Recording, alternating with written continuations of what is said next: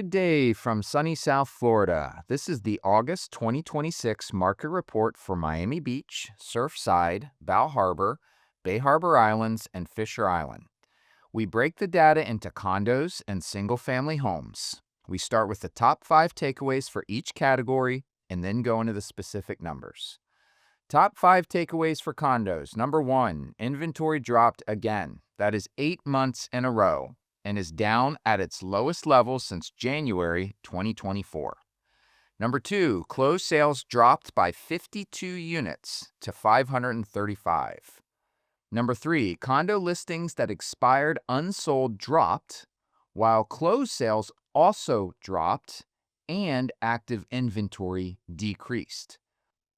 Number 4, lower supply with lower demand doesn't show a clear direction on prices. Number 5, in May, we hit an inflection point where there is a greater chance a condo would sell at 27.73% rather than expire unsold at 21.88%. And that trend has continued through this month. Top 5 takeaways for single-family homes. Number 1, inventory dropped again. That is the 5th month in a row and is at its lowest level since March of 2022. Number 2, closed sales dropped by about 12%, down to 97. Number 3, home listings that expired unsold increased by 1, while closed sales decreased and active inventory decreased. Number 4, lower supply with lower demand doesn't show a clear direction on prices. Number 5, the higher chance a home sells rather than expires unsold has been in place for over 3 years. This most recent delta between chances a home sells versus expires is down to 33.53%.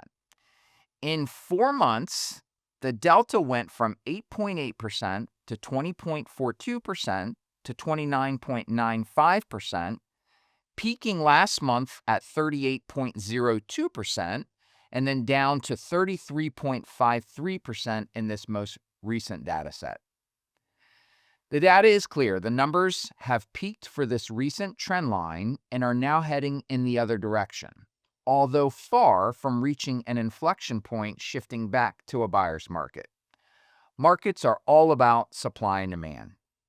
What does this mean for sellers? It's good news. There are less condos and homes for buyers to choose from, albeit with less demand than recent months. What does this mean for buyers? It's not so good news. There are less condos and homes to view and offer on, albeit with less competition from other buyers. Specifically on condominiums, active condos listed for sale dropped by 77 units to 1,929 from 2006.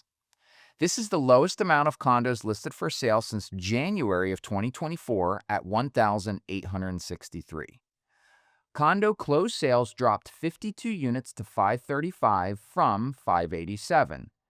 While inventory also dropped, taken as a percentage, this is off a good amount from the 592 closed sales in June. With the drop in inventory and drop in closed sales, this dropped the percentage chance a condo will sell in relation to active inventory down to 27.73% from 29.26%. This is still a higher chance of selling over expiring by 5.86 percentage points. Expired listings decreased by 17 units to 422 from 439. The percentage chance a condo expired unsold in relation to active inventory stayed the same at 21.88%. Please remember that we are taking these data points and putting them in context with the snapshot in time in relation to active inventory, meaning these percentages are not only affected by the increase or decrease in closed sales and expired listings, but also active inventory. When reviewed over time consistently, you can spot market trends to get ahead of the curve. Let's move on to single-family homes. Active homes listed for sale decreased by 19 units to 173 from 192. Closed home sales decreased by 14 units to 97 from 111. The percentage chance a home will sell in relation to active inventory slightly dropped to 56.07% from 57.81%. Expired listings increased by 1 unit to 39 from 38. This pushed the percentage chance a home expired unsold in relation to active inventory up to 22.54% from 19.79%. Thanks for taking the time to learn about our local market. Supply and demand determine pricing. Investing 5 minutes of your time each month to learn the trend lines is a very intelligent use of your time. Please feel free to call or email us to discuss these data points in more detail and what they mean specifically for you. See you next month.